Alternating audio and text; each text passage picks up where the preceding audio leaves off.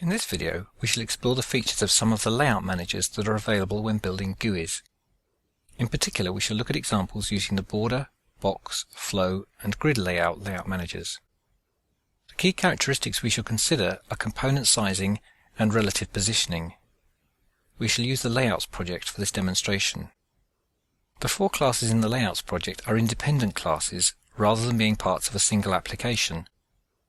Each class creates a JFrame and then sets a particular layout manager on the JFrame's content pane to manage its components. In the MakeFrame method of the FlowLayout class, we see the basic pattern that is repeated in the other classes. We deal with the content pane as being of static type container, though in practice it will be a more specific subtype.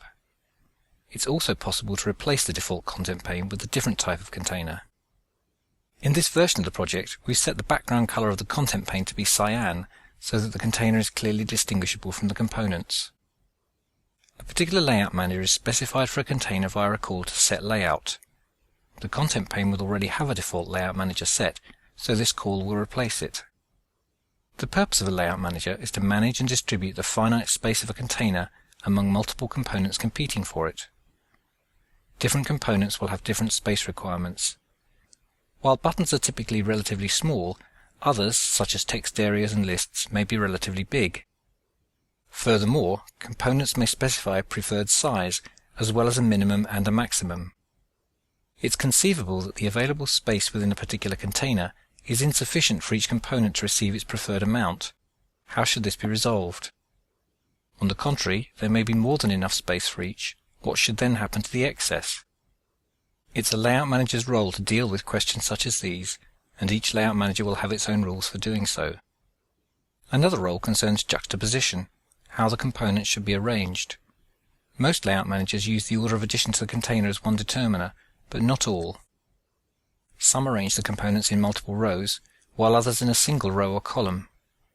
With the layout managers used in this project, we shall see a sample of the various options without exhaustively covering all the possibilities.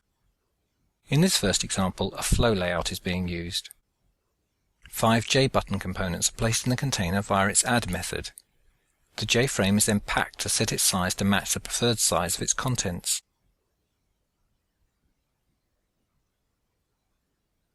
When a flow layout example is created, we see the 5 buttons arranged as a single row in the order they were added to the container. The cyan background shows that parts of the content pane are visible in the empty space. Note that each component has its natural size, enough horizontal and vertical space to show its text, with a clear border around it. A flow layout does not attempt to share out the space equally between the different components. An application's window will not necessarily remain the same size as it was when it was created, so we shall resize this one to see how the layout manager responds, both to varying amounts of space and to different proportions. Making the window wider, we see that the components remain the same size. Furthermore, they remain centered within the window. The excess horizontal space is absorbed in the gaps at the extreme left and right. If we make the window narrower, we find that the components at the right disappear. Those to the left are not resized to keep all 5 in view. Increasing the height, we see that the layout manager has moved the missing components to a second row. Note that this second row is also centered, with extra space at the edges.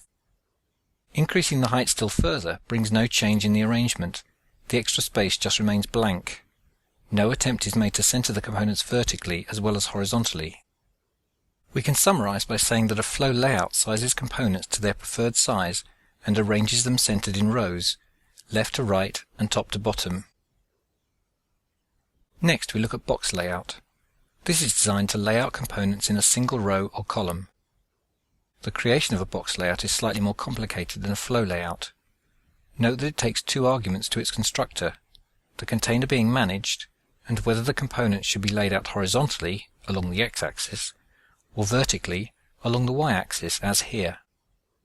Otherwise, the components are added to the container exactly as we saw before.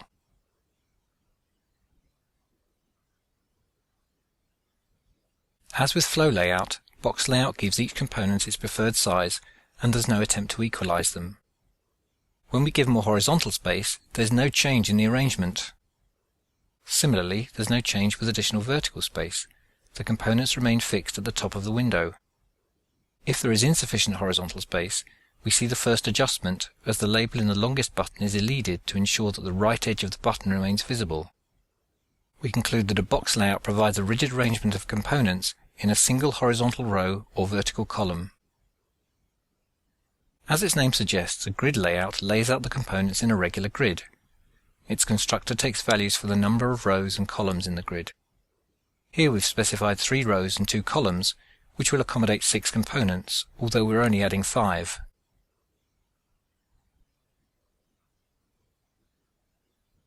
We can see the 3x2 arrangement in which each row is filled in turn. The lack of a 6th element just means that the final cell is unoccupied.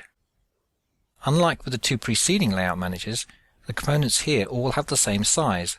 The space has been shared out evenly. What happens if we increase the window size? We see that all of the components are resized to fill the available space, regardless of their preferred sizes.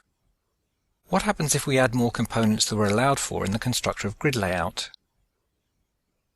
Here we've added a further 4 components.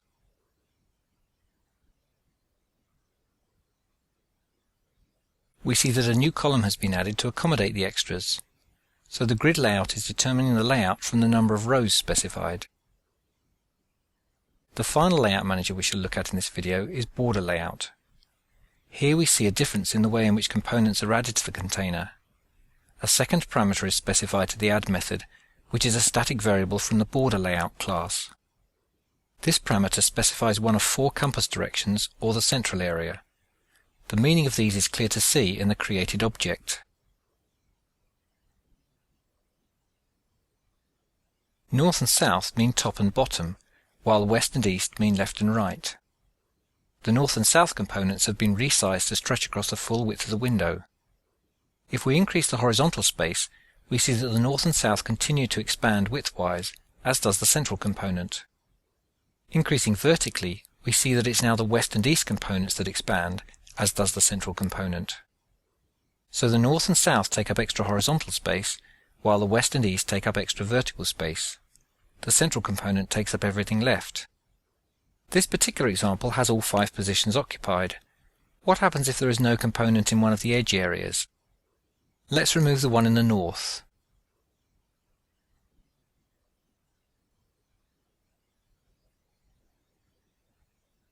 The result is a smaller initial window, and as we resize vertically we see the same behavior as before, west, east and central components taking up the excess.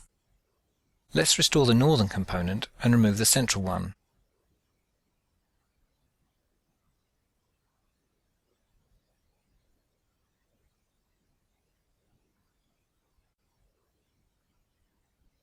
Once the other 4 have taken up the slack in the normal way, the central area simply remains blank. This is in contrast to the grid layout, where all available space was taken up as far as possible. In summary, we've explored features of 4 different layout managers: FlowLayout, BoxLayout, GridLayout, and BorderLayout. We've seen the different ways in which they distribute the available space among the components they manage. Some keep components fixed in size, while others expand them. We've also seen various arrangements of components. Most keep components fixed relative to each other, while FlowLayout rearranges. There are several other layout managers available, and a good understanding of the options is important to GUI design. In particular, useful effects can be obtained by nesting containers inside one another, where those containers use different layout managers. There are examples of this in the chapter.